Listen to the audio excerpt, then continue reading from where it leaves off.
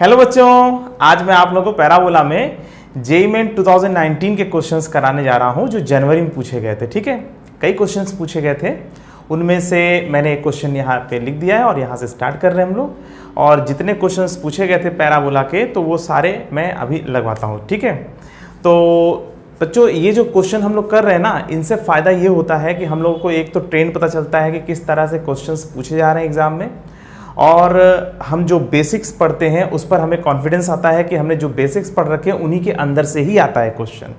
ठीक है, तो इसके लिए आपको अनसॉल्व करना जरूरी होता है और थोड़ा प्रैक्टिस के लिए भी हो जाता है, कॉन्फिडेंस के लिए भी होता है, और अपने ऊपर भरोसा भी होता है कि हाँ भाई जो पढ़ रहे हो बेसिक्स उसी से हम क्वेश्चंस लगा लेंगे। ठीक है, तो बच्चों पहला क्वेश्चन जो मैंने लिया है वो ये है। ठीक है, तो यहाँ से स्टार्ट करते हैं। ठीक है, चलो देखो क्या लिखा हुआ है। If the area of the triangle whose one vertex is at the vertex of the parabola this. ठीक है, इस पैराबोला के बारे में भी समझना है कि इसका डायग्राम कैसे बनेगा। ठीक है, देखो ये वाला जो पैराबोला दिख रहा है ना, ये ऐसा कुछ लिखा हुआ है। ठीक है, इस फॉर्म में, मतलब y square equal to -4a capital X। इसका डायग्राम कैसा होगा? ऐसा नहीं होगा, ये कुछ इस टाइप से है। ठीक है, हाँ मैंने कैपिटल X कैपिटल Y कर दिया है तो मतलब कि थोड़ा सा शिफ्टिंग हुई है उधर, क्योंकि X जगह पर कुछ और लिखा हुआ है। ठीक है, तो चलो अभी मैं बनाता हूँ इसका डायग्राम कैसे बनता है। ठीक है, तो देखो इसमें जो है क्या लिखा हुआ है। If the area of the triangle whose one vertex is at the vertex of the parabola this. ठीक है, and the other two vertices are the points of intersection of the parabola and y axis. ठीक है, एक parabola दिया हुआ है, उसका जो वर्टेक्स है एक ट्रायंगल का भी वर्टेक्स, मतलब एक ट्रायंगल एक पैराबोला के अंदर बनाना है और उस ट्रायंगल का एक वर्टेक्स पैराबोला के वर्टेक्स पर है। ठीक है, और उस ट्रायंगल के अदर जो दो वर्टिसेस हैं वो पैराबोला और वाई एक्सिस का इंटरसेक्शन है। ठीक है, पैराबोला वाई एक्सिस को जहां पे काटेगा उन दोनों पॉइंट्स को अदर टू वर्टिसेस बनाया गया है। ठीक है, कुछ ट्रायंगल ऐसे बन रहा है, देखते हैं अभी। और ये एरिया की बात हो रही है, और ये जो ट्रायंगल का एरिया है वो 250 स्क्वायर यूनिट्स दिया हुआ है।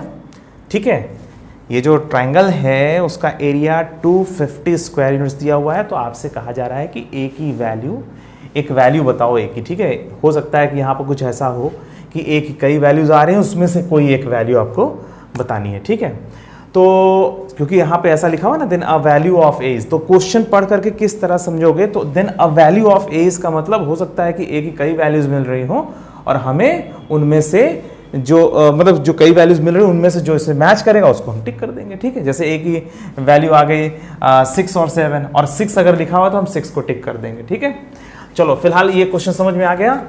क्या लिखा हुआ है फिर से मैं एक बार रीड कर दे रहा हूं। If the area of the triangle whose one vertex is at the vertex of the parabola y square plus 4x minus a square बराबर 0 and the other two vertices are the points of intersection of the parabola and y axis is 250 square units, then a value of a is. ठीक है, तो चलो इसका diagram बनाते हैं। तो इसका डायग्राम पहले समझना जरूरी है, और एक बार इसका डायग्राम हो गया तो इस क्वेश्चन में कुछ नहीं है, बड़े आसानी से आप कर लोगे। ठीक है, और ये सब जो क्वेश्चंस आप लगाने जा रहे हो या लगा रहे हो, ठीक है, ये इसलिए लगा रहे हो ताकि आपको ये कॉन्फिडेंस हो जाए। मैं बार बार कहता हूँ कि ये कॉन्फिडेंस हो जाए कि जो आपने बेसिक्स पढ़े थे उन्हीं से ये सारे क्वेश्चंस होते हैं। ठीक है, तो चलो देखो क्या हो रहा है। तो y square plus 4x minus a square बराबर 0 है, तो इसका मतलब ये हुआ ये डायग्राम ऐसा ना होकर के कुछ इस तरह है, क्योंकि जब ये वाला जो टर्म है ना, इतना सा टर्म जो है, ये जब राइट में जाएगा तो -4 into x minus a square हो जाएगा, जिसकी वजह से इसका ग्राफ कुछ ऐसा है। ठीक है, तो ग्राफ जो है एक मैंने ऐसा बना दिया है। चलो ये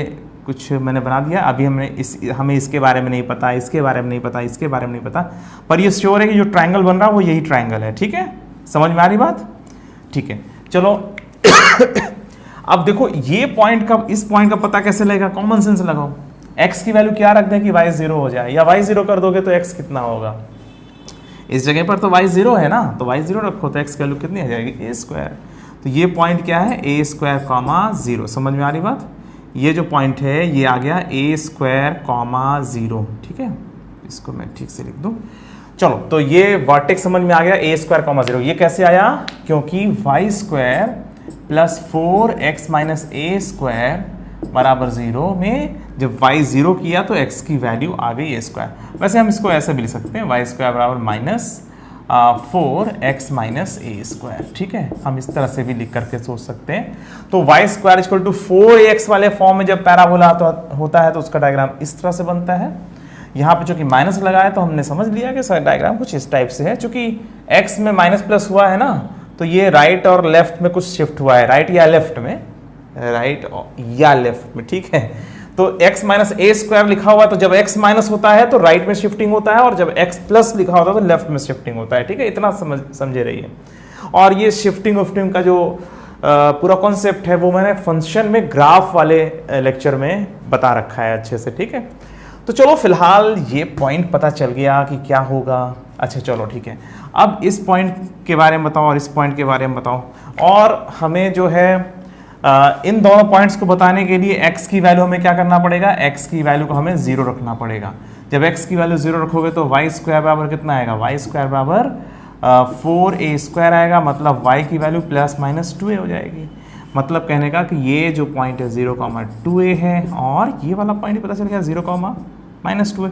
तो ये तो सिंपल जो है आपको x की वैल्यू 0 करनी है तो बाकी दोनों पॉइंट्स मिल जाएंगे, y की वैल्यू 0 करनी है तो x की वैल्यू मिल जाएगी। पैराबोला का डायग्राम कैसे बनता है, ये जो आप लोग एकदम स्टार्टिंग पहले लेक्चर में पढ़ते हो ना, 4 standard form of the parabola, ठीक है, उसमें एक पढ़ते हो आप लोग ये वाला पैराबोला, ठीक है, y square equal to 4ax, ये वाला पैराबोला, ठीक है, y square equal to -4ax, ठीक है, और ये वाला parabola x square equal to 4ay, और ये वाला पैराबोला, ठीक है, x square equal to -4ay। ये जो आप लोग पैराबोला स्टार्टिंग में पढ़ते हो ना, 4 कॉमन फॉर्म्स, तो उन्हीं में से ये वाला जो फॉर्म है उस पर ये क्वेश्चन है। चूंकि यहाँ पर x जगह पर कुछ और लिखा हुआ है, x माइनस प्लस कुछ करके लिखा हो, तो तुरंत समझ लिया करो कि x एक्सिस के लॉन्ग ये राइट या लेफ्ट में शिफ्टिंग हुआ है। अगर x माइनस करके लिखा हुआ है कुछ तो राइट में शिफ्टिंग हुआ है, और x प्लस करके लिखा हुआ है कुछ तो लेफ्ट में शिफ्टिंग हुआ है। ठीक है, तो फिलहाल जो है ये तीनों पॉइंट्स आपको पता चल गए, और आपको जो है इस ये जो ट्रायंगल आप देख रहे हो ना, ये इस ट्रायंगल का एरिया दिया हुआ है, कितना दिया हुआ है, 250 स्क्वायर यूनिट्स। ठीक है, तो इस ट्रायंगल का जो एरिया है वो दिया हुआ है 250 स्क्वायर यूनिट्स। ठीक है, ऐसा कर दे रहा हूँ, इसलिए कर दे रहा हूँ क्योंकि हमें हाफ एरिया निकाल के दुगना करना है। ठीक है, तो कुल मिला के ये एरिया 250 स्क्वायर यूनिट्स दिया हुआ है। तो ये जो ट्रायंगल बनाया गया जिसमें एक वर्टेक्स तो पैराबोला का ही वर्टेक्स है, ठीक है, और बाकी दोनों वर्टेक्स जो है, मतलब बाकी दोनों जो वर्टिसेस हैं ट्रायंगल के, वो दोनों वर्टिसेस पैराबोला और वाई एक्सिस के इंटरसेक्शंस हैं, और इस ट्रायंगल का एरिया 250 स्क्वायर यूनिट्स दिया हुआ है। तो आपको एक ही वैल्यू बतानी है। ठीक है, तो चलिए देखते हैं कि एक ही वैल्यू क्या होगी। तो फिलहाल इसका एरिया कितना होगा, यहाँ से यहाँ तक तो a स्क्वायर है, और यहाँ से यहाँ तक का जो लेंथ है वो 2a है, ये 2a है, और ये कितना है a स्क्वायर। ठीक है, तो ये जो हाफ एरिया है वो कितना हुआ, 1/2 बेस इंटू हाइट। ठीक है, और इसमें डबल 2 कर दोगे, और ये 250 दिया हुआ है।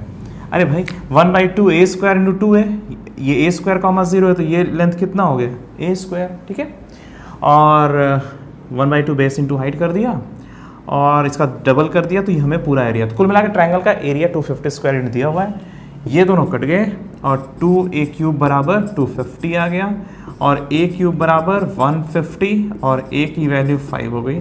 इसका मतलब ये हुआ कि इसमें जो है a की एक यूनिक वैल्यू आ रही है वो 5 के बराबर है। समझ में आ रही बात आप लोगों को बच्चों?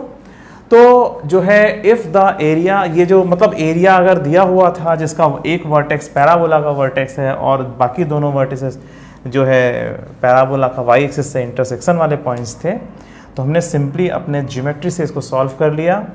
इसमें जो मुझे लगता है जो सबसे इम्पॉर्टेंट पार्ट है वो इसके डायग्राम को समझने वाली बात है, और इसका जो डायग्राम है वो एकदम बेसिक, फुल बेसिक, उससे आप लोग इसको कर ले जाओगे। ठीक है, तो अगर मान लीजिए यहाँ पर x square plus 4y minus a square ऐसा कर दिया गया होता तो डायग्राम कुछ और बनता। ठीक है, कुछ ऐसा बनता या ऐसा बनता। अगर x स्क्वायर बराबर माइनस समथिंग करके हो जाता तो नीचे बनता, मतलब कॉनकेव डाउनवर्ड बनता। और अगर x स्क्वायर बराबर समथिंग करके होता, बराबर 4 इंटू समथिंग x का कुछ क्वांटिटी, तो कुछ ऐसा बनता। कुल मिलाकर के इसको देख करके ना बस आपको डायग्राम समझ में आ जाना चाहिए कि इसका डायग्राम क्या है और उसके बाद आपके लिए क्वेश्चन में कुछ नहीं था, बड़े आसानी से आप इसको सॉल्व कर सकते हो। ठीक है, तो बच्चों समझ में आ गया इतना? चलो इसको जल्दी से नोट कर लो और फिर मैं एक और क्वेश्चन लेता हूं। ठीक है, देखो बच्चों, ये हमारा अगला क्वेश्चन, इसमें क्या लिखा हुआ है? इसमें लिखा हुआ है axis of a parabola lies along x axis. ठीक है, एक पैराबोला के बारे में कुछ कहा जा रहा है जिसका एक्सिस एक्स एक्सिस के अलोंग है। ठीक है, तो मतलब Y square equal to 4ax के फॉर्म में है या Y square equal to -4ax के फॉर्म में, या तो डायग्राम ऐसे है उसका, या तो डायग्राम ऐसे है। ठीक है, चलो देखते हैं क्या होता है। Axis of a parabola lies along x axis if its vertex and focus are at distance 2 and 4 respectively from origin।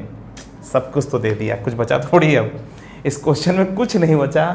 जिसके वर्टेक्स और फोकस के बारे में दे दिया, कोऑर्डिनेट दे दिया, फिर उसमें कुछ नहीं बचा। ठीक है, तो अरे देखो ना, उस पैराबोला के बारे में दिया हुआ है कि ओरिजिन से 2 यूनिट डिस्टेंस पर है और वो भी पॉजिटिव एक्स एक्सिस। ठीक है, on the positive x axis from the origin. जो डिस्टेंस है, जो फोकस और वर्टेक्स और फोकस का जो डिस्टेंस दिया हुआ है ओरिजिन से, वो पॉजिटिव एक्स एक्सिस पर दिया हुआ है। तो मतलब जो डायग्राम है वो कुछ इस टाइप से बनेगा। ये 2,0 है और ये वाला जो पॉइंट है वो 4,0 है। ठीक है, देखो फिर से, axis of a parabola lies along x-axis if its vertex and focus are at distance 2 and 4 respectively from the origin on the positive x-axis। ठीक है, हाँ, जब पॉजिटिव x-axis कह दिया तो इधर, अगर नेगेटिव x-axis कहता तो हम इधर बनाते हैं। ठीक है, फिलहाल ऐसे बन गया। Then which of the following point does not lie on it? तो इसमें से कौन सा पॉइंट है जो इस पैराबोला पर नहीं है?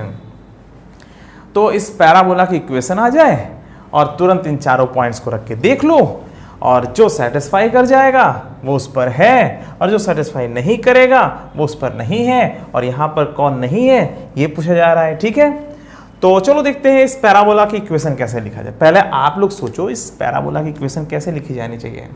देखो, पैराबोला की इक्वेशन पक्की बात है वो इस फॉर्म में होनी चाहिए। अब यहाँ पर y प्लस अल्फा या माइनस अल्फा कुछ ऐसा होना चाहिए, और 4a x plus minus beta वाले फॉर्म में होना चाहिए। मतलब अगर जो है एक्सिस, और हाँ यहाँ पर एक चीज़ और ध्यान देने वाली बात है, यहाँ पर तो वाई स्क्वायर ही होगा क्योंकि एक्सिस तो एक्स एक्सिस है ना, हम इसको ऊपर या नीचे तो शिफ्ट कर नहीं रहे। जब राइट या लेफ्ट में शिफ्टिंग होती है सिर्फ, तो आप पैराबोला को इस तरह से इस फॉर्म में लिखते हो। ठीक है, जब राइट और लेफ्ट में शिफ्टिंग होती है सिर्फ, तो आप सिर्फ x में प्लस माइनस करते हो। ठीक है, अगर राइट में जाना है तो आप इसको कुछ ऐसा लिखते हो, 4a x माइनस समथिंग। ठीक है, कुछ ऐसा, हाँ, और यहाँ पे बीटा पॉजिटिव है। और अगर लेफ्ट में ले जाना है तो आप x प्लस बीटा कर देना, यहाँ पे बीटा को हम पॉजिटिव लेके चल रहे हैं। ठीक है, तो कुल मिलाकर के जब x माइनस समथिंग होता है तो राइट में जाता है पैराबोला, राइट में शिफ्टिंग लेता है।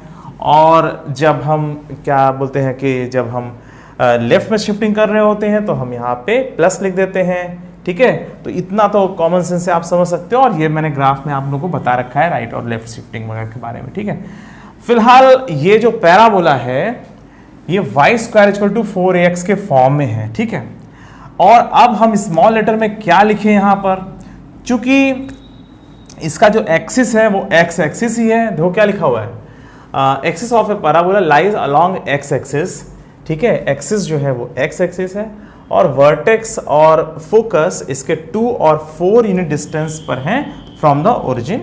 ठीक है, तो इस पैराबोला को हम इसी फॉर्म में लिखेंगे, और चूंकि ये ऊपर या नीचे शिफ्ट तो हुआ नहीं है इसमें, तो इसमें कैपिटल वाई की जगह स्मॉल वाई लिख देंगे।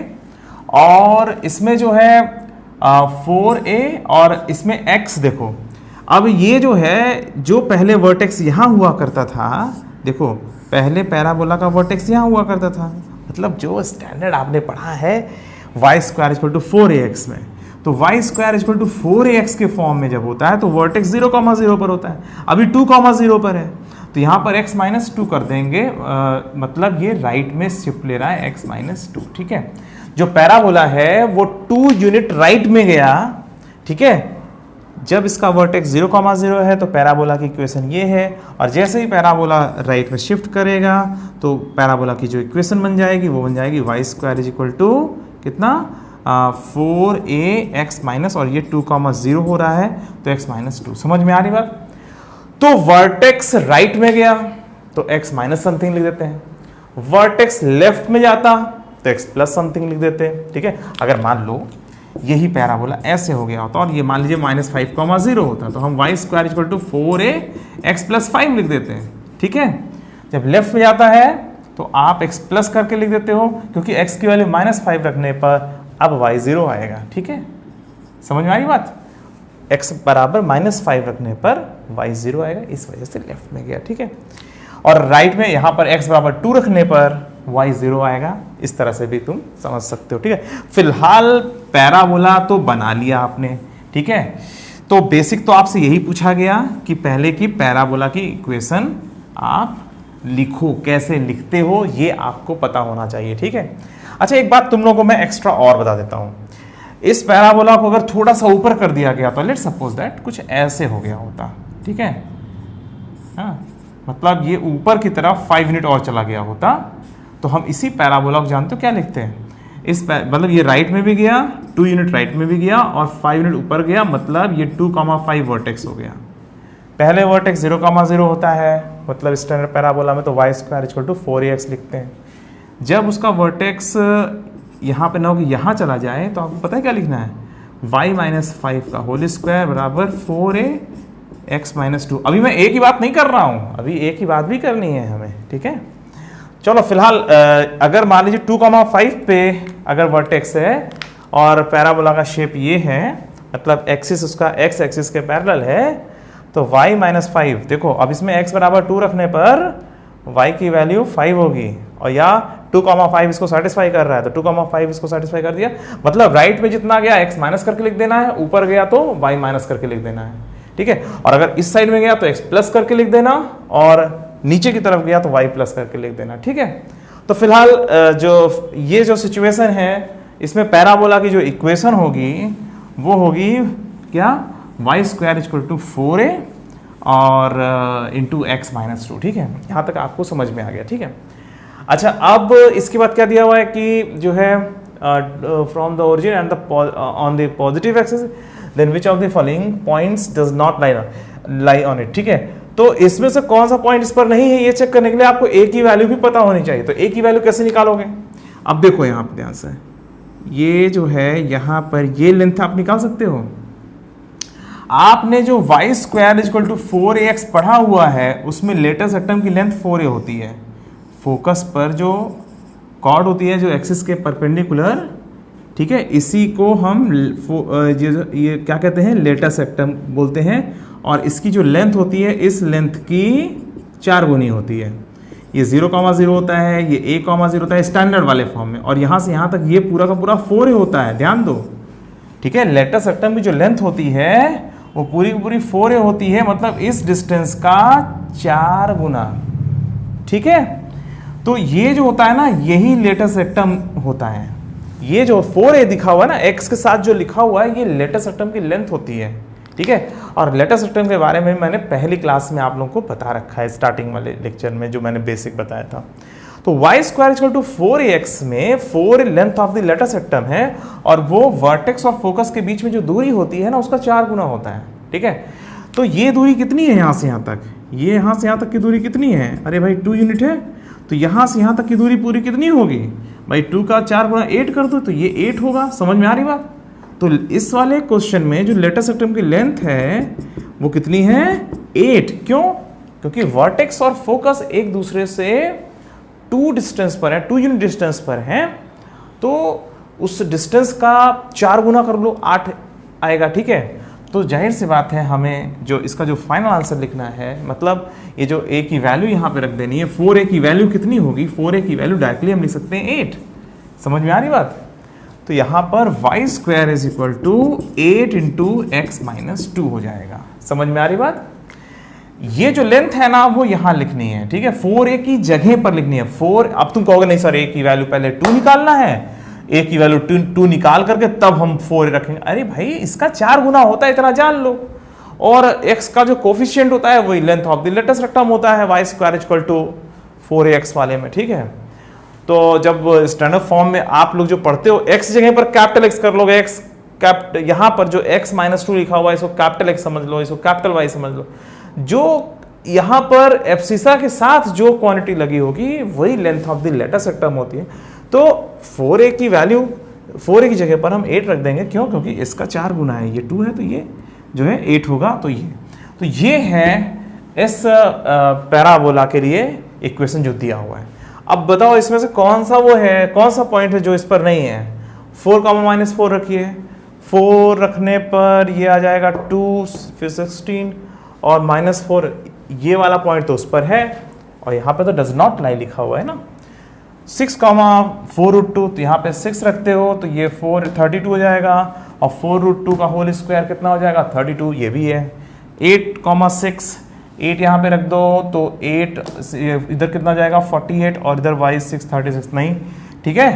तो हाँ, तो ये वाला जो है 8, 6 इस पर नहीं है, ठीक है। और लास्ट वाला भी चेक कर लो, 5 2√6, 5 रखने पर कितना आ रहा है? 5 रखने पर ये आ जा रहा है 24 और 2√6 रखने पर कितना आएगा यहाँ पर? ये सेटिस्फाई कर जा रहा है ना? हाँ, ये भी 24 आ जा रहा है, ठीक है। 2√6 का होल स्क्वायर 24। तो कुल मिलाकर के ए, बी और डी तो इस पैराबोला के ऊपर हैं क्योंकि सेटिस्फाई कर रहे हैं और ये वाला नहीं है। कुल मिला के देखो, इस क्वेश्चन में जो बेसिक चीज है वो ये है कि आपको क्या पैराबोला की इक्वेशन लिखनी आती है? अगर लिखना आता है तब आप बड़े आसानी से इस क्वेश्चन को कर लोगे, ठीक है। और ये सब आपको बेसिक्स में बताया जाता है, ठीक है। तो चलिए ये भी क्वेश्चन हो गया। अब जल्दी से इसको नोट कर लो और फिर मैं एक और क्वेश्चन लेता हूं, ठीक है। बच्चों आगे बढ़ने के पहले तुम लोग थोड़ा सा शिफ्टिंग को समझ लो, ठीक है। मुझे लगता है शिफ्टिंग को एक बार तुम्हें ठीक से देख लेना चाहिए। देखो जैसे मैं y square equal to 4ax पर ये सारे ऑपरेशन करके दिखा रहा हूँ तो यही चीज़ बाकी सब में लागू होगा, ठीक है।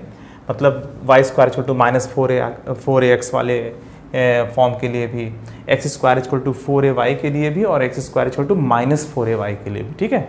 तो मैं y square equal to 4ax पर ये थोड़ा सा प्रैक्टिकल करके दिखा दो। देखो इसका y square equal to 4ax का डायग्राम ये है, ठीक है, जिसमें वर्टेक्स जो है ओरिजिन है, ठीक है। अगर ये जो पैराबोला है राइट में शिफ्ट करता है, जैसे 5,0 पर इसका वर्टेक्स पहुंच जाए और एक्सिस जो है, इन सारे पैराबोलाज में क्या कॉमन बात है कि इन सब का जो एक्सिस है वो हॉरिजॉन्टल है, ठीक है। जब एक्सिस हॉरिजॉन्टल होता है, ठीक है, और जो है y square equal to 4ax के ही शिफ्टिंग या इसके ट्रांसफॉर्मेशन से बना हुआ है, तो यही सारे केसेस, ऐसे ही केसेस डेवलप होते हैं। तो अगर वर्टेक्स जो है 5,0 पे गया तो इसको आप ऐसे लिख दोगे, ठीक है। अब देखो x बराबर 5 रखने पर y 0 आ रहा है, ठीक है। देखो वर्टेक्स जो होता है ना वो ऑन द पैराबोला है, वो उसको उसे सेटिस्फाई करना पड़ेगा पैराबोला को, ठीक है। तो उससे समझ में आ जाता है, ठीक है। अच्छा देखो उसमें देखो 5,7 पर अगर वर्टेक्स पहुंच जाए तो x -5 राइट में 5 गया और अपवर्ड 7 गया, ठीक है। और ऐसे ये देखो ये लेफ्ट में अगर चला जाए, ठीक है, ये लेफ्ट में चला जाए तो x + 5 कर देते हैं। हम इसको ऐसा भी लिख सकते हैं y square equal to 4a x minus of -5, ठीक है। x माइनस ऑफ -5 अगर इधर जाता तो -5, तो इस ऐसा करोगे तो भी प्लस ही आता है, ठीक है। तो आप डायरेक्टली समझ सकते हो कि x + 5 का मतलब हुआ कि x की वैल्यू -5 रखने पर y की वैल्यू 0 आएगी, ठीक है। तो जब इस और ये सब इससे अच्छा ये है कि जब ये लेफ्ट में जाया करे, पैराबोला का जो वर्टेक्स है जब लेफ्ट में जा रहा है, जब लेफ्ट में शिफ्टिंग होती है तो जहाँ पर x लिखा हुआ है वहाँ पे x प्लस समथिंग हो जाता है। जब x प्लस समथिंग लिखते हो तो लेफ्ट में शिफ्टिंग होती है, ठीक है। तो x बराबर -5 लेने पर y की वैल्यू 0 आ रही है, ठीक है। तो ठीक है, पैराबोला के ऊपर है, सेटिस्फाई कर रहा है, ठीक है। तो जब लेफ्ट में शिफ्टिंग होगी तो सिर्फ x में x प्लस समथिंग कर दीजिएगा, ठीक है, इसको देख करके और इसके एब्सिसा की वैल्यू देख करके, ठीक है। चलो अब मान लीजिए -5,7 पर पहुंच जाए तो x + 5 चूँकि ये लेफ्ट में गया है, ठीक है, तो x में तो प्लस हुआ पर ये ऊपर गया है तो y -7 हुआ, ठीक है। राइट में अप में जब होता है तो जब राइट में जाता है तो x माइनस समथिंग लिखते हैं, अपवर्ड जाता है तो y माइनस समथिंग लिखते हैं, ठीक है। और इसके उल्टे जब इसका उल्टा होता है तब प्लस हो जाता है, ठीक है। तो फिलहाल ये समझ में आ गया। अच्छा अब यहाँ पर देखो x मतलब ये जो पैराबोला है ये लेफ्ट शिफ्टिंग ले रहा है और डाउनवर्ड्स डायरेक्शन में भी जा रहा है। तो जब लेफ्ट में गया तो x प्लस हो गया, जब डाउन गया तो y प्लस हो गया, ठीक है, y प्लस 7, ठीक है। तो इस तरीके से आप लोग समझ लीजिएगा कि जो है जो पैराबोला में जो क्वेश्चन आया हुआ है उसका डायग्राम कैसा बनेगा, ठीक है। अगर एक्सिस हॉरिजॉन्टल या वर्टिकल दिया हुआ है तो आप जो स्टार्टिंग में 4 कॉमन फॉर्म्स पढ़ते हो उससे तुरंत आइडिया आपको लग जाएगा कि डायग्राम कैसा बनेगा, ठीक है। तो बच्चों इसको नोट कर लो और इसके बाद जेईई मेन में जो क्वेश्चन आए हुए हैं वो मैं इसके आगे कंटिन्यू करता हूं, ठीक है। तो जल्दी से नोट कर लो बच्चों। देखो बच्चों, ये हमारा अगला क्वेश्चन है जो जेईई मेन 2019 जनवरी में पूछा गया था। तो इसको पढ़िए ध्यान से। The equation of a tangent to the parabola x² बराबर 8y which makes an angle theta with the positive direction of x axis, ठीक है। कितना सिंपल क्वेश्चन है, ठीक है। और ये जो कॉन्सेप्ट, इसमें जो कॉन्सेप्ट यूज होगा उसको मैंने कई बार डिस्कस किया है। और y² = 8x हो, x² = 8y हो, या x² + 2y² + समथिंग xy, कुछ भी कैसा भी लिखा हुआ हो, सेकेंड डिग्री कर्व, ठीक है। सेकेंड डिग्री कर्व में जो रूल लगता है, मैंने कई बार बताया हुआ है आपसे कि टैंजेंट के लिए एक ऐसा रूल है जो कभी फेल नहीं होता। बस वही यहाँ पे लगा देना, आंसर आ जाना है।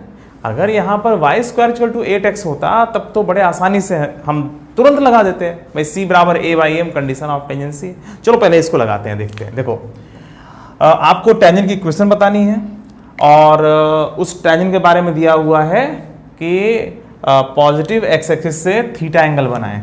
पॉजिटिव x एक्सिस से थीटा एंगल बनना चाहिए उस टैंजेंट का, ठीक है। तो इसका मतलब ये हुआ उसका जो स्लोप है tan थीटा है, ठीक है। उस टैंजेंट का जो स्लोप है tan थीटा। तो हमने पहले मान लिया y = mx + c, let y = mx + c is the required tangent, ठीक है। m बराबर दिया है y = tan थीटा, ठीक है, x + c, अच्छी बात है। अब c की वैल्यू पता चल जाए, आंसर हो जाएगा।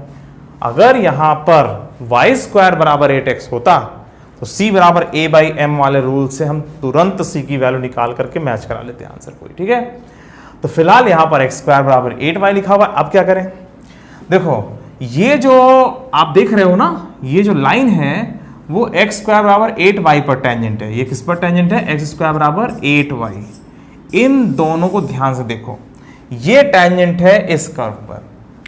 और tan थीटा कैसे आया, क्योंकि दिया हुआ है पॉजिटिव x एक्सिस से थीटा एंगल बनता है, तो स्लोप हमें पता ही है।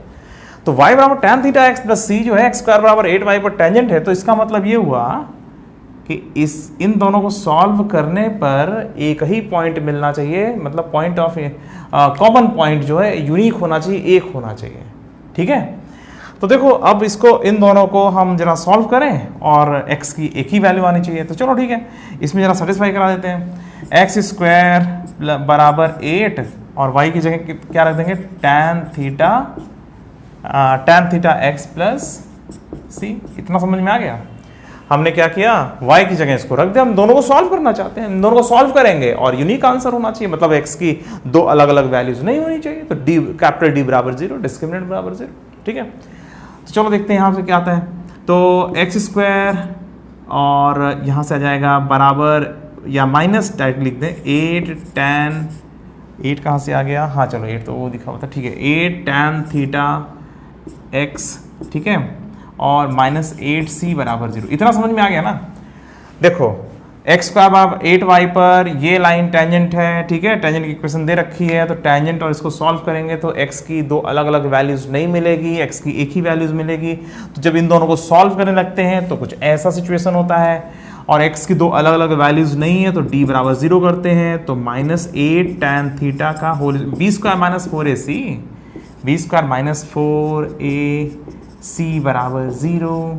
तो यहाँ से आ गया 64 tan थीटा और प्लस कितना हो गया 32c = 0, और c की वैल्यू कितनी आ गई, और यहाँ पर tan² थीटा होगा ना, हाँ। तो c = -2 tan² थीटा, और बस अब ये हमें आंसर देने वाला है, ठीक है। तो इसका मतलब ये हुआ, देखो यहाँ जगह है, मैं इधर लिख दे रहा हूँ। इसका मतलब ये हुआ कि वो जो टेंजेंट है ना बच्चों, वो y = tan theta x - 2 tan² theta है। यही इसका आंसर है, ठीक है। अब इसमें देखो, इसको देखो और इन लोगों को देखो, तो कोई मैच नहीं कर रहा है। अब तुम्हें लग रहा है अरे सर गलत हो गया क्या, अरे भाई थोड़ा सा इधर उधर कर लो ना, y बराबर करके लिखा हुआ है, ये तो आंसर होने से रहा नहीं है, ये वाला आंसर नहीं है, इन दोनों में से हो सकता है तो x बराबर लिखा हुआ है, तो इसका मतलब इसको इधर लाके डिवाइड करके देख लो, है ना। थोड़ा सा काम किया करो, तुम्हें ये थोड़ी है कि सब कुछ बना बनाया मिल जाएगा, y बराबर करके मिल जाएगा, अरे x बराबर भी लिखा जा सकता है। तो चलो थोड़ा इधर कर देते हैं, तो ये आ जाएगा x tan थीटा बराबर कितना, x tan थीटा बराबर y plus 2 tan square theta, या x बराबर कितना आ जाएगा y cot थीटा, और उधर tan थीटा डिवाइड करोगे तो प्लस 2 tan थीटा। ये इसका फाइनल आंसर हो गया, टेंजेंट की इक्वेशन ये है, और x बराबर y cot theta plus 2 tan theta, ये वाला इसका आंसर फाइनल हो गया। ठीक है, तो जो बच्चों आप लोगों को मैंने बताया हुआ है, कई बार बताया हुआ है, आप लोगों को याद भी आ गया होगा,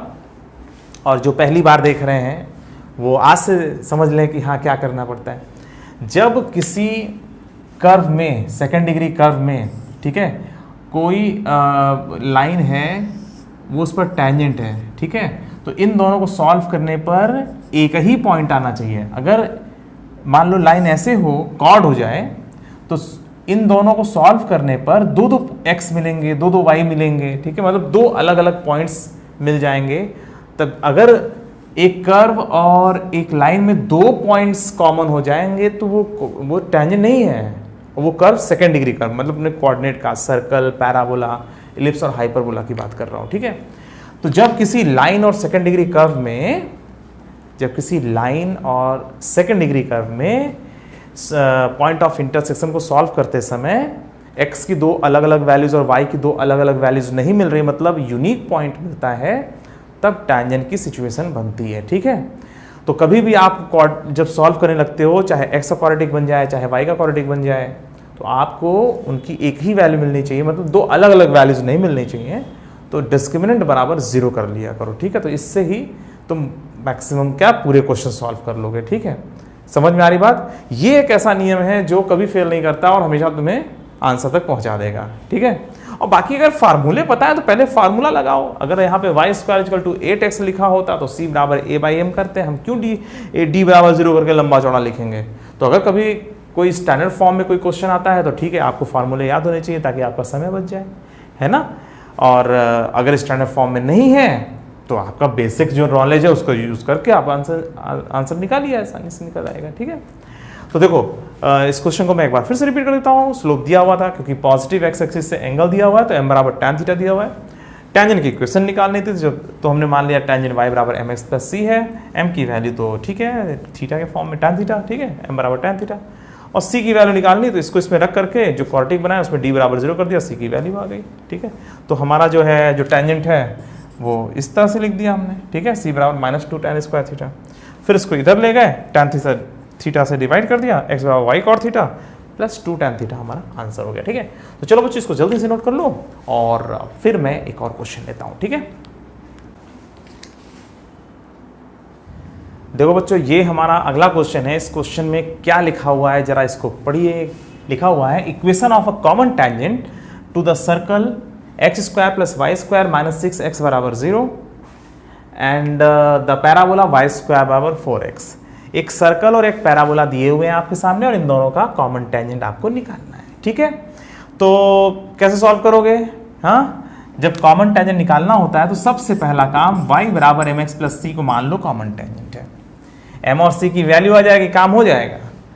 ठीक है, एज्यूम हमें क्या करना होता है, y बराबर mx plus c, let y बराबर mx plus c is a common tangent, और फिर यहाँ पर c की वैल्यू m की वैल्यू आ जाती है तो हमारा आंसर आ जाता है। ठीक है, इनकी कितनी वैल्यूज आती हैं उस पर डिपेंड करता है कितने कॉमन टेंजेंट्स होंगे, मतलब जितना पेयर में बन जाए। ठीक है, तो और इसके बारे में मैंने तुम लोगों को एप्लीकेशन ऑफ डेरिवेटिव्स में कॉमन टेंजेंट वाले लेक्चर में इसको बताया हुआ है। ठीक है, कॉमन टेंजेंट निकालने का पूरा नियम कानून सब बता रखा हूँ। ठीक है, तो y बराबर mx प्लस c आपके सामने ले लिया गया है कॉमन टेंजेंट। तो दो कर्व्स के बीच में कॉमन टेंजेंट आपको निकालना है, तो हमने सबसे पहला काम ये कर लिया कि y by mx plus c जो कॉमन टेंजेंट। अब ये जो लाइन है जो जिसको हमने कॉमन टेंजेंट माना है, ठीक है, तो ये इस पर भी टेंजेंट है और ये इस पर भी टेंजेंट है, तो ये जब इस पर टेंजेंट है तो c बराबर a बाई एम वाला रूल लगेगा भाई। c बराबर a बाई एम होता है ना कंडीशन ऑफ टेंजेंसी, तो c की वैल्यू कितनी आएगी 1/m आएगी। कैसे? अरे 4a बराबर 4 दिया हुआ है, ठीक है, तो a बराबर 1 होगा और c बराबर a/m में a की वैल्यू रख दो, c बराबर 1/m, ठीक है। तो एक सिंपल सा काम इतना तो कर ही लें हम लोग, mx प्लस 1/m, ठीक है। तो हमने क्या किया कि पहले y बराबर mx प्लस c को कॉमन टेंजेंट माना और फिर जो फायदा हो सकता है किसी फार्मूले से, एक फार्मूला हमने पढ़ रखा है जो है कंडीशन ऑफ टेंजेंसी वाला, तो कंडीशन ऑफ टेंजेंसी वाला फार्मूला लगाया, c बराबर a/m वाला रूल लगा दिया और c बराबर a/m वाला रूल जैसे लगाया तो c थोड़ा सा फायदा हो गया, m के फॉर्म में आ गया। अब यहाँ पे c नहीं है, सिर्फ m है। अब m की वैल्यू कैसे निकलेगी? अरे भाई इस लाइन को इस पर भी तो टेंजेंट होना है। अब देखो इसको हम लिख देंगे, अब ये लाइन इस सर्कल पर भी टेंजेंट है, हाँ, तो और ये सर्कल स्टैंडर्ड फॉर्म में नहीं है, ध्यान देना। सर्कल अगर स्टैंडर्ड फॉर्म में होता तो हम c बराबर plus minus radius √1 plus m square वाला रूल लगा के हम बड़े आसानी से कुछ कर लेते हैं, है ना। Condition of tangency in the circle, ठीक है, मैंने सर्कल चैप्टर में पढ़ाया था, पर चिंता नहीं करो, यहाँ पे मैं बताता हूँ। देखो जब ये circle x square plus y square बराबर a स्क्वायर वाले फॉर्म में या x square plus y square बराबर आर स्क्वायर वाले फॉर्म में जब ना हो तो हम लोग कहते हैं कि वो स्टैंडर्ड फॉर्म में नहीं है। तो उस समय इस सर्कल पर कंडीशन ऑफ टेंजेंसी जब हम लगाते हैं, मतलब कौन सा कॉन्सेप्ट लगाते हैं वो मैं तुम्हें बताने जा रहा हूँ। देखो एक सर्कल पर एक लाइन टेंजेंट तभी हो सकती है जब उसके सेंटर से, सर्कल के सेंटर से जो परपेंडिकुलर डिस्टेंस निकाला जाता है वो रेडियस के बराबर हो जाए। अगर परपेंडिकुलर डिस्टेंस जो है रेडियस के बराबर हो जाए तो पक्की बात है the line is tangent. Condition of tangency in the circle में ये जो रूल है ये कभी नहीं बदल सकता, ठीक है, चाहे सर्कल स्टैंडर्ड फॉर्म में हो चाहे ना हो। सर्कल ऐसे है तो भी यही नियम लगेगा, सेंटर से परपेंडिकुलर डिस्टेंस रेडियस के बराबर होगा, और सर्कल अगर ऐसा होगा तो भी यही नियम लगेगा, सेंटर से परपेंडिकुलर डिस्टेंस रेडियस के बराबर होगा। तो अगर किसी लाइन को टेंजेंट बनना है तो ये पक्की बात जानो, उसके सेंटर से, सर्कल के सेंटर से जो उसकी परपेंडिकुलर डिस्टेंस होगी ना, जो सेंटर से जो डिस्टेंस होगी उस लाइन की परपेंडिकुलर डिस्टेंस वो रेडियस के बराबर होना चाहिए। तो इस लाइन को हम लिखेंगे mx माइनस वाई और प्लस 1/m बराबर 0, और इस लाइन को जो है, इस लाइन को इस सर्कल पर टेंजेंट होना, और सर्कल का सेंटर क्या है 3,0। देखो ध्यान से, इसका सेंटर क्या होगा 3,0 है ना, इसमें y वाला टर्म नहीं है तो ये क्या हो जाएगा, आपको पता है ना सर्कल का सेंटर क्या होता है -g, -f, ठीक है। तो सर्कल का सेंटर ये हो गया, और तुम परफेक्ट स्क्वायर बना के भी देख सकते हो, ठीक है। इसको आप ऐसे भी लिख सकते हो, देखो x माइनस 3 का whole square plus y square बराबर 3 स्क्वायर, ऐसे लिख सकते हो कि नहीं इस वाले सर्कल को। देखो ध्यान से, देखो x square plus 9 minus 6x, हाँ, और 9 जो है वो 9 कट जाएगा, प्लस वाई स्क्वायर बराबर 0। इसका जो सेंटर है वो 3,0 है और रेडियस उसका 3 है, ठीक है। ये रेडियस कितना है 3 है, इसका 3,0 सेंटर और 3 रेडियस, ठीक है। तो चलो ये कर लिया हमने, डायग्राम बनाया हुआ है थोड़ा सा, ठीक है। तो इस लाइन पर, मतलब सॉरी, ये लाइन जो है इस सर्कल पर टेंजेंट हो जाए तो इस सर्कल के सेंटर से जो परपेंडिकुलर डिस्टेंस निकालोगे वो 3 के बराबर होना चाहिए। तो चलो 3,0 से इस पर परपेंडिकुलर डिस्टेंस निकालते हैं, ठीक है। तो 3,0 से जब परपेंडिकुलर डिस्टेंस निकालोगे तो कितना आएगा 3m माइनस 0 और plus 1/m upon √m square plus 1। ये perpendicular distance formula, perpendicular distance formula आपको पता है ना कैसे करते हैं, तो 3 और 0 यहाँ रख दिया, ठीक है, और नीचे √m स्क्वायर प्लस जो है -1 का होल स्क्वायर, मतलब 1 आ जाएगा, यहाँ पे प्लस -1 का होल स्क्वायर है। तो x का जो कोफिशिएंट होता है उसका स्क्वायर, y का जो कोफिशिएंट होता है उसका स्क्वायर जोड़ देते हैं और अंडर लगा देते हैं, ठीक है। तो फिलहाल ये मैं बताते चलता हूँ, तुम लोगों को हर बेसिक बताने की कोशिश करता हूँ, तो इसलिए ऐसा बता दे रहा हूँ, वैसे आप लोगों को पता है ये बातें। तो ये बराबर 3 कर दिया, ठीक है। तो परपेंडिकुलर डिस्टेंस जो है सेंटर से perpendicular distance must be equal to the radius, और रेडियस इसका 3 के बराबर है, ठीक है। अच्छा चलो अब इसको सॉल्व करेंगे, m की वैल्यू आ जाएगी, इसको सॉल्व करेंगे कितना आएगा, ये आ जाएगा 3m प्लस 1/m का होल स्क्वायर बराबर 9m स्क्वायर प्लस 1। अब इन दोनों को थोड़ा सॉल्व कर लिया जाए, थोड़ा सा इधर कर लिया जाए, ठीक है। तो ये आएगा 9m² प्लस 1/m² और प्लस 6 बराबर 9m² और प्लस 9, तो ये दोनों कट गया। ये आ गया 1/m² बराबर कितना 3, और यहाँ से आ गया m बराबर प्लस माइनस 1/√3, ये आया। ठीक है, अच्छा चलो इसमें जो है ऐसे लेते हैं, ठीक है। तो इसमें जो है m की वैल्यू प्लस माइनस 1/√3 आ गई, तो इसका मतलब ये हुआ कि m की दो वैल्यू होने की वजह से इसमें दो कॉमन टेंजेंट्स हैं। m की वैल्यू जब प्लस 1/√3 करोगे तब एक कॉमन टेंजेंट आएगा, और m बराबर -√3 करोगे, -1/√3 करोगे तो दूसरा कॉमन टेंजेंट आएगा। ठीक है, यहां तक समझ में आ गया बच्चों? चलो अब इसके आगे बढ़ते हैं। ठीक है, तो अब m बराबर प्लस 1/√3 लेकर के हम थोड़ा सा और आगे बढ़ाते हैं। यहां तक तो नोट कर लिया होगा। ठीक है, तो चलो मैं थोड़ा सा जगह बना लेता हूं। ठीक है, इसको मैं हटा देता हूं इधर से। अच्छा चलो, अब हमें क्या करना है, देखो m की वैल्यू प्लस 1/√3 ले लेते हैं। ठीक है, m बराबर जब 1/√3 लेते हैं तब जो इक्वेशन है वो क्या बन जाएगी, हमने y बराबर mx प्लस c लिया था ना, और उसके बाद हमारा इस फॉर्म में आ गया था। तो m बराबर 1/√3 यहाँ रखेंगे तो y बराबर 1/√3x और प्लस √3 आ जाएगा। जब m बराबर 1/√3 रखोगे ना तो ऊपर हो जाएगा। ठीक है, तो यहाँ से आ गया √3y बराबर x प्लस 3। ठीक है, एक तो ये आ गया। ठीक है, एक टेंजेंट ये है। ठीक है, और देखो ये वाला कहीं मैच कर रहा है, हाँ ये तो मैच कर गया, वेरी गुड। तो इसका मतलब ये हुआ कि यही आंसर हो गया। जब एक आंसर आ गया दूसरा आंसर चेक करने की जरूरत ही नहीं है, वैसे चेक करा देता हूँ। ठीक है, m बराबर अगर -1/√3 है तो y बराबर -1/√3x और -√3 हो जाएगा, और इसको √3 मल्टीप्लाई कर दो, √3y बराबर -x -√3 ये आ जाएगा। तो ये दोनों ही इसके कॉमन टेंजेंट्स हैं।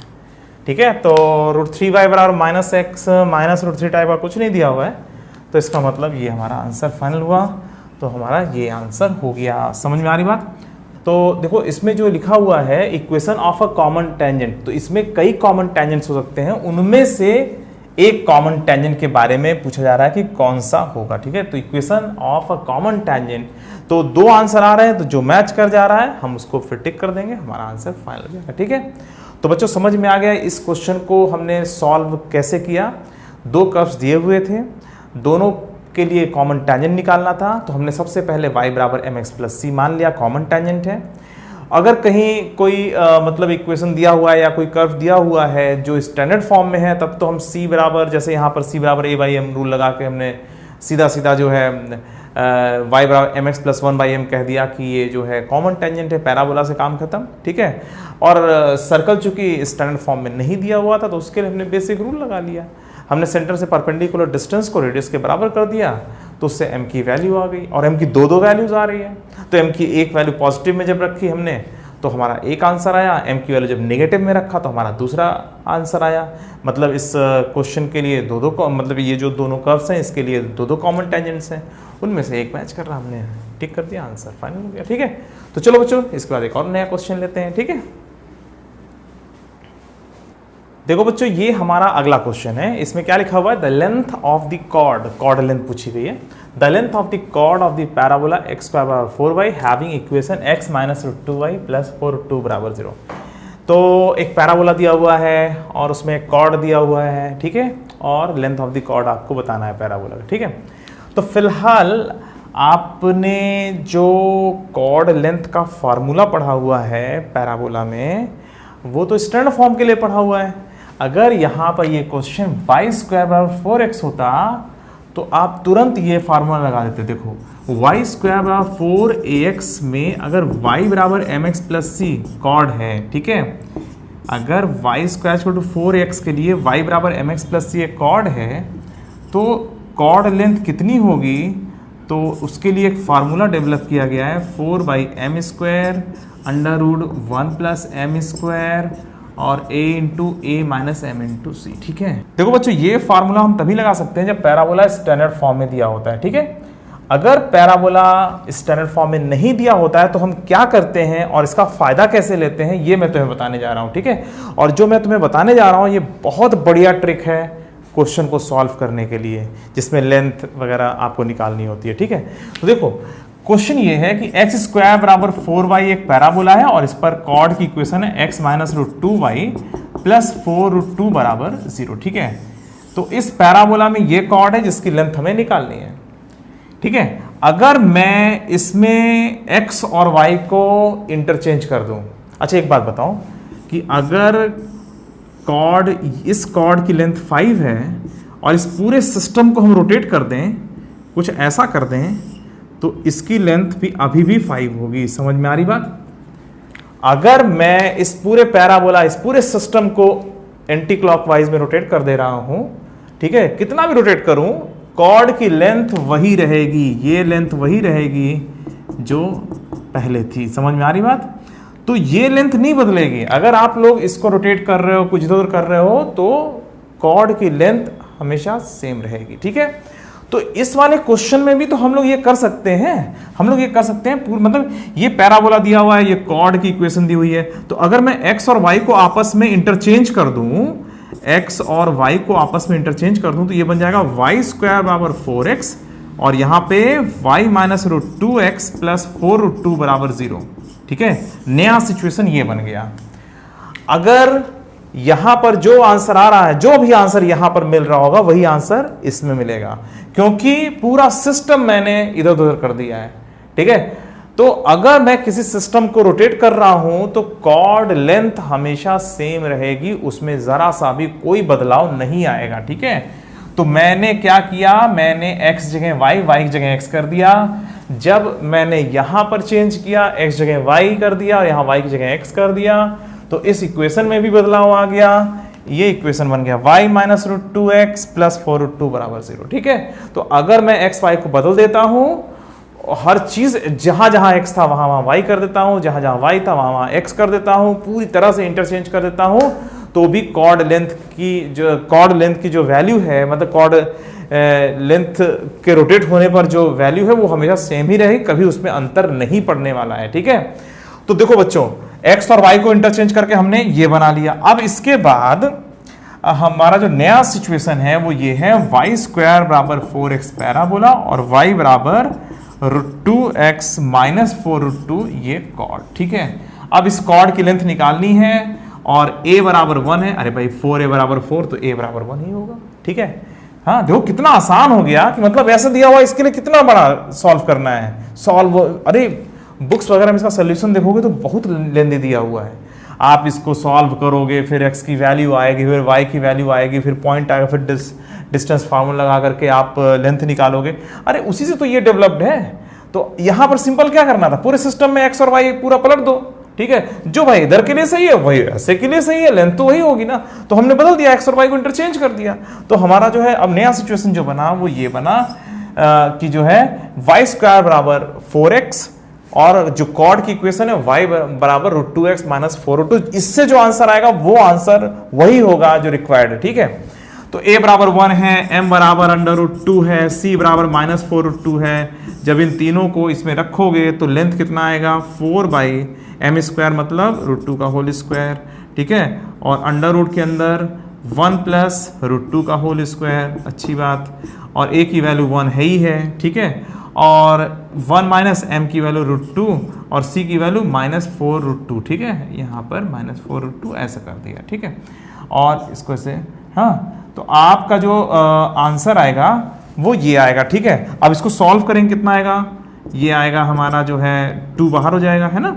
अंडर रूट के अंदर क्या क्या आ रहा है, ये आ जा रहा है कितना, 3 आ जा रहा है ना, और ये 1 और ये कितना जाएगा 8 9, ये 3 × 9 और ये बन जा रहा है हमारा, जब 9 बाहर आएगा तो 3 हो जाएगा, अंडर रूट 9 3, तो 6 अंडर रूट 3 इसका आंसर फाइनल हुआ। ठीक है, तो कॉर्ड की लेंथ 6 अंडर रूट 3, मतलब इसका आंसर डी वाला सही है। ये जितना छोटे तरीके में किया गया है, इससे छोटा तरीका इसका पॉसिबल नहीं है। आप लोग जब कभी देखा करो स्टैंडर्ड फॉर्म में नहीं है, और सिंपली x और y को चेंज करने से सब कुछ सही हो सकता है। तो अगर आप वहां पे चेंज करोगे तो ये लाइन भी अपने आप में तुरंत उसी के रिस्पेक्ट में चेंज हो जाएगी। ठीक है, एक नया सिस्टम हो जाएगा आपके सामने, मगर जो कॉर्ड की लेंथ है ये वही रहेगी जो पहले। जैसे एक सर्कल को यहां है, कहीं और ले जाओ तो जो है कोई फर्क नहीं पड़ता, उसका रेडियस वही रहेगा। रेडियस की बात करेंगे तो सेम रहेगा, ठीक है। जैसे मान लीजिए कोई ट्राइंगल है, इस ट्राइंगल का ये एंगल 30 डिग्री है, तो अगर इसको मैं यहाँ पे शिफ्ट कर देता हूँ तो अभी भी ये 30 डिग्री ही रहेगा, ठीक है। समझ में आ रही बात? तो शिफ्टिंग उफ्टिंग से या रोटेशन करने से कुछ चीज़ें नहीं बदलती हैं, तो जो चीज़ें नहीं बदलती हैं हम उसका फ़ायदा तुरंत ले सकते हैं। तो कॉर्ड लेंथ की अगर बात करें तो कॉर्ड लेंथ तो नहीं बदलेगा, तो इसीलिए हमने एक्स और वाई को इंटरचेंज किया और हमने पूरा फ़ायदा उठाया उस फॉर्मूले का, और हमारा आंसर बड़े आसानी से आ गया, ठीक है। तो बच्चों, आप लोगों को समझ में आ गया कि किस तरह से ये सारे क्वेश्चन सॉल्व हुए, ठीक है। तो चलो बच्चों, आज के लिए सिर्फ इतना ही, फिर मिलेंगे, तब तक के लिए बाय बाय।